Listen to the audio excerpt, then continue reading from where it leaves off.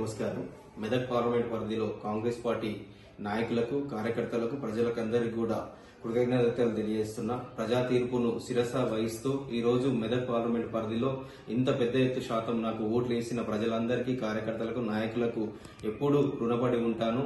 రేపు కూడా ఎట్లయితే నీళ్ల మోదు ప్రజల మధ్యలో ప్రజలతోటే ఉంటాడు, మమేకమై ఉంటాడని ప్రజలందరూ కూడా, మెదక్ పార్లమెంట్ ప్రజలందరూ కూడా పెద్ద ఎత్తున ఓట్లేసి ఇచ్చినందుకు ప్రజా తీర్పును శిరస వహిస్తూ రేపు కూడా ప్రతి ఒక్క కార్యకర్తలను, ప్రజల్ని అందరినీ కాపాడుకుంటూ ప్రజా సంక్షేమ పథకాలు, ఎందుకంటే ప్రజాపాలన నడుస్తుంది, ప్రజాపాలనలో ఉన్న మన ప్రభుత్వం నుంచి వచ్చే సంక్షేమ పథకాలు కూడా ప్రతి పేదవాడికి అందేలా చూస్తాము.